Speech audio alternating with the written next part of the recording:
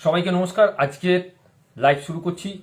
আজকের লাইভের যে আমাদের বিষয়বস্তু সেটা আপনারা এর মধ্যেই পেয়ে গেছেন। লাইভটা আজকে বলবো, আপনারা যদি সবাই শেষ অবধি দেখেন, এখানে আমি অনেকগুলো মেসেজ আপনাদের দেবো, ছোট ছোট মেসেজগুলো। সেই মেসেজগুলো আপনাদের জীবনের বিশেষ বিশেষ কার্যক্ষেত্রে যদি আপনারা লাগাতে পারেন তাহলে হয়তো অনেক সমস্যার সমাধান হবে এবং একটা সুন্দর জিনিস আপনাদের জন্য ওয়েট করবে। এই অডিটোরিও ডিসঅর্ডারটা আমরা বড়দের এবং বাচ্চাদের উভয়েই এই জিনিসটা কিন্তু ম্যাক্সিমাম সময় দেখা যায়। এটা বাচ্চা থেকে আস্তে আস্তে বড়োর দিকে যায় এবং বড় হওয়ার সঙ্গে সঙ্গে এই জিনিসটা কিন্তু আমাদের মধ্যে রয়েই যায়। এর প্রথম কারণটাই হচ্ছে আমরা কোন দিক থেকে শব্দ আসছি, মানে কোন দিক থেকে শব্দটা ভেসে আসছে সেটাকে বুঝতে না পারা। যার ফলে কি হয়, আমাদের মনের ভেতরে এক ধরনের কিউরিসিটি তৈরি হয় এবং শব্দের বিভিন্ন রকম বান আমাদের দিকে যখন আসে আর কি, তখন আমরা বুঝতে পারি না যে অ্যাকচুয়ালি শব্দগুলো কি বলতে চাইছে বা শব্দগুলোর মিনিং কি আছে।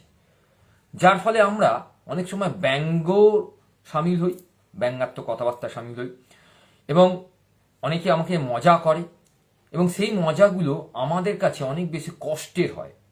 আমরা বুঝতেই পারি না যে এই শব্দগুলোর মধ্যে আসল কি কথা আছে, যে কথাটা আমাকে হার্ট করছে বা হার্ট করছে না।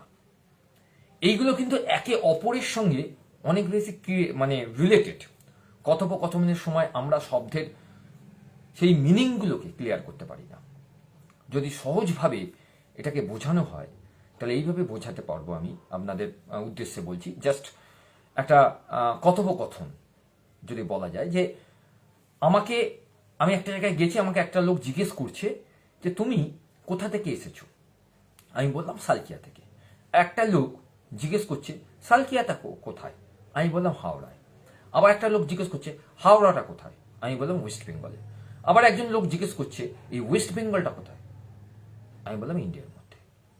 আবার একটা লোক জিজ্ঞেস করছে যে ইন্ডিয়াটা কোথায়। আমি বললাম এশিয়া কান্ট্রির মধ্যে। তাহলে প্রত্যেকটা কথার একটা একটা করে উত্তর আমি দিতে পারলাম। কিন্তু এই কথাগুলোকেই যখন সবাই একসঙ্গে কথাগুলোকে বলে দেবে তখন কিন্তু আমার বুঝতে অসুবিধা, কারণ আমি শব্দগুলোকে কি পরপর পরপর সাজালাম। আমাকে তাহলে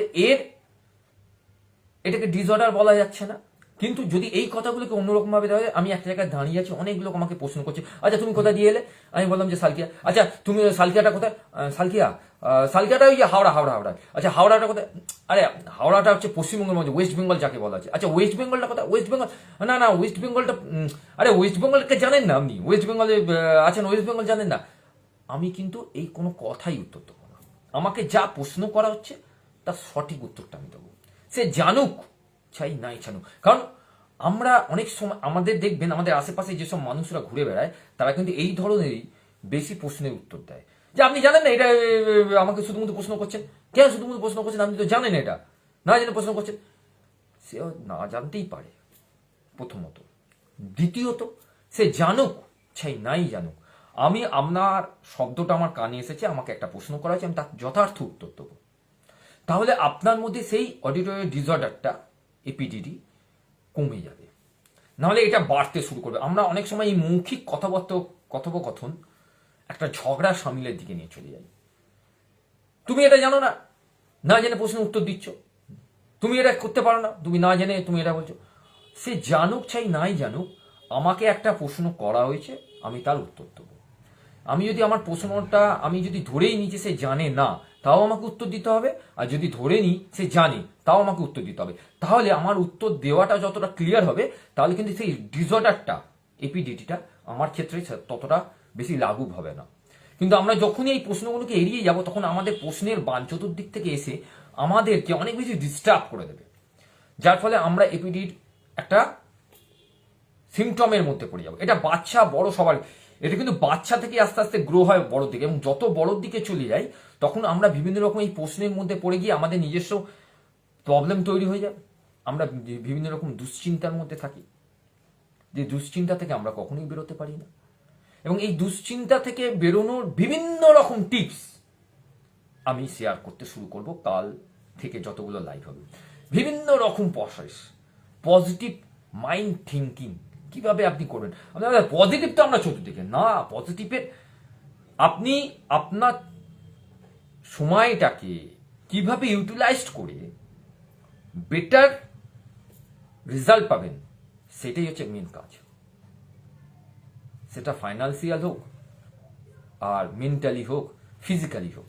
আমরা ফিজিক্যালের ওপর প্রচুর কাজ করি, কিন্তু মেন্টালের ওপর কাজ করি না, তার জন্য আমাদের ফাইন্যান্সিয়াল গ্রোথ নেমে যায়। এবং সেই ফাইন্যান্সিয়াল গ্রোথকে আমাকে ডেভেলপ করতে গেলে আমাকে মেন্টালি দিকে অনেক বেশি স্ট্রং হতে হবে, তাহলেই তো আপনার দেখবেন ফাইন্যান্সিয়াল গ্রোথ এমনি বাড়ছে।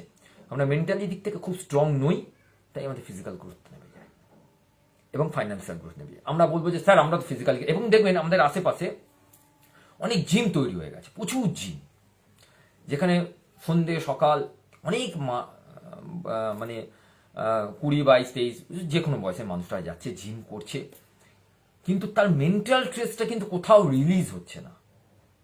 এটাই হচ্ছে সবচেয়ে বড় কারণ। আমরা আমাদের কোনো একটা জিনিসকে যদি ধরে নিই, যেটা দেখছি সবাই বলছে, ইউটিউবে বলছে, ফেসবুক লাইভে বলছে যে আপনি ফিজিক্যাল ফিটনেসকে ঠিক রাখুন, আপনার ফাইন্যান্সিয়াল গ্রোথ বাড়বে, মেন্টাল দিকটা আপনি খুব স্যাটিসফাই থাকবে, সেই সব কথাকে ধরে বিভিন্ন মানুষেরা যারা বিজনেসগুলো করছে আর কি, তারা এক একটা জায়গায় জিম খুলে ফেলেছে, ওখানে অনেক মানুষ অ্যাডমিটেড হচ্ছে, জিম করছে, কিন্তু একটা সময় পর তারা জিমটাকেও ছেড়ে দেবে, কারণ এটাকে কন্টিনিউ প্রসেসে বলা হয় না, এটাকে টেম্পোরারি ট্রিটমেন্ট বলা হয়। সেই টেম্পোরারি ট্রিটমেন্টে আপনি যদি থাকেন, আপনার ভালো কখনোই হবে না। অর্থাৎ এই টেম্পোরারি ট্রিটমেন্ট থেকে আপনাকে বেরিয়ে আসতে গেলে ফিজিক্যাল এবং মেন্টাল দুটোকে একই সঙ্গে নিয়ে যেতে হবে। অনেক মানুষ যারা ফেসবুকে ল অফ অ্যাট্রাকশন নিয়ে কথাবার্তা বলছে, ভিজুয়ালাইজেশন নিয়ে কথা বলছে, মাইন্ড ফেস নিয়ে কথা বলছে, তারা জুম মিটে মিটিং করছে, অনেক আবার লাইভও করছে, কিন্তু প্রপারভাবে একটা যে কোচ, সে কত মানুষের সঙ্গে জড়িয়ে থাকে, তাদের হোয়াটসঅ্যাপ নাম্বার জড়িয়ে থাকছে, তাদের বিভিন্ন রকম মানুষের সঙ্গে, তারা কিভাবে সেইটাকে প্রসেস করছে, সেই প্রসেসটাকে কিন্তু তারা সবার সামনে ডিসপ্লে করছে না, তারা ওই কিছুজন মানুষের মধ্যে ডিসপ্লে করছে। এই বিভিন্ন রকম জায়গাগুলো আমাদের কিন্তু একটা বিশাল বড় আস্তে আস্তে গ্যাপের দিকে এগোবে। কিছু মানুষ তাতে লাভ হবে, আবার কিছু মানুষ, অনেক শতাংশ মানুষ তাতে লাভ হবে না। লাভ বলতে তারা সেই সব মানুষের কাছে পৌঁছাতে পারবে না। এখানেই আমার একটা মেসেজ দেওয়া, যারা মনে করছেন সেই সব মানুষের কাছে পৌঁছানো পাচ্ছি না বলে আমাদের আফসোস, তাদের জন্য আমি আছি। আমার কোনো ফিজ আপনাদের লাগবে না, কারণ আমি মনে করি যে যেটা ভেতর থেকে করব তার ফিজটা ভেতর থেকেই পাবো।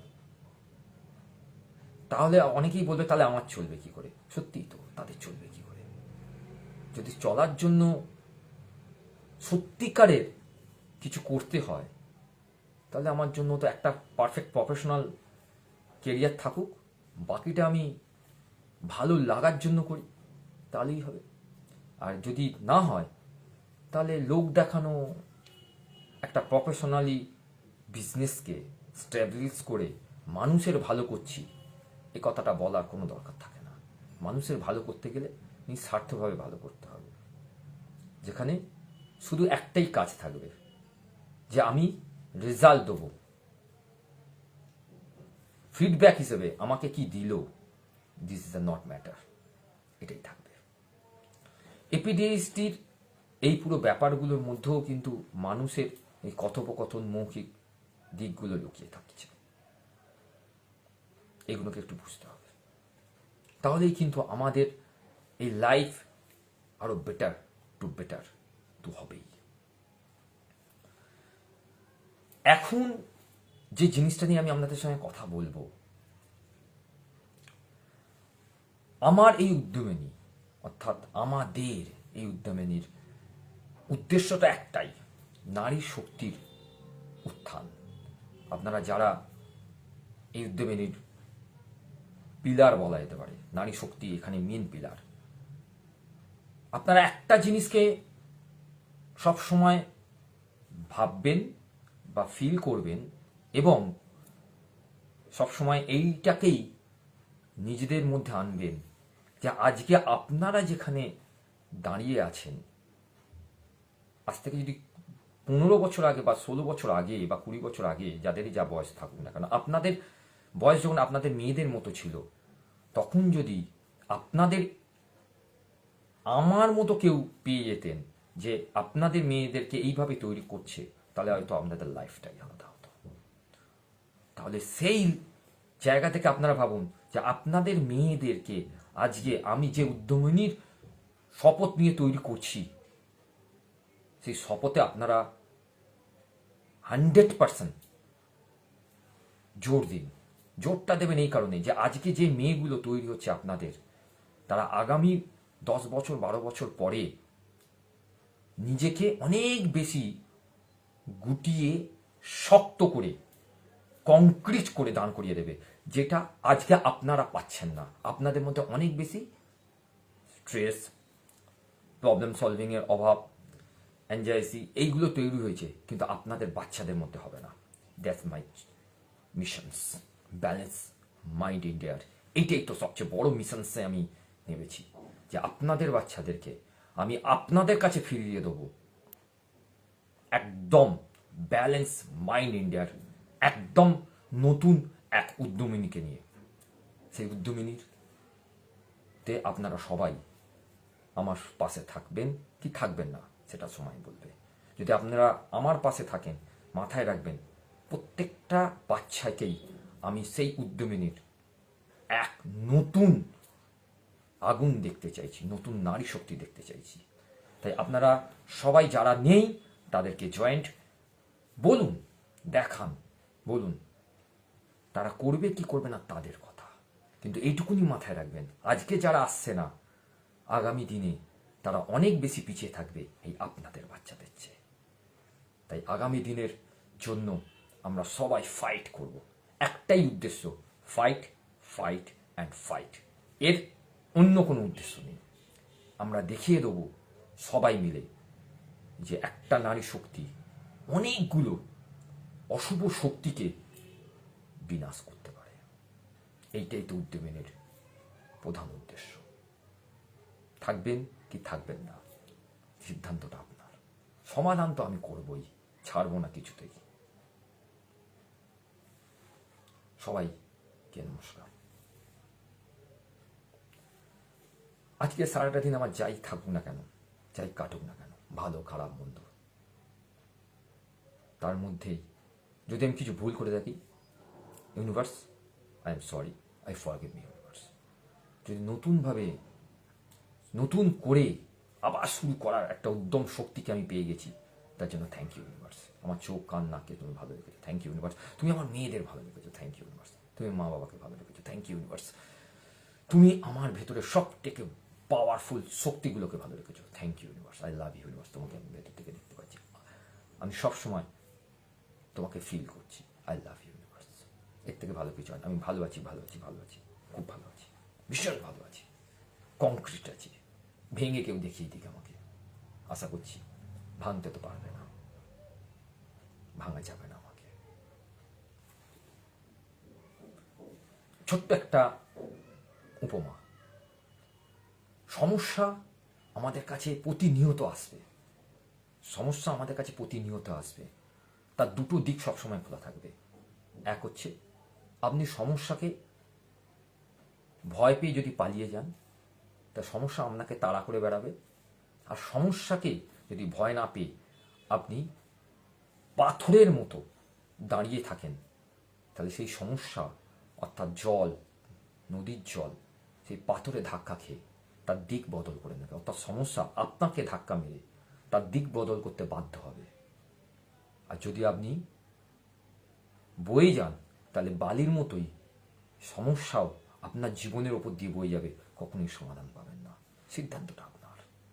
সমাধানটা আমি দিলাম, বালি হবেন না সমস্যাকে বদলে দেবার জন্য পাথর হবেন। Thank you.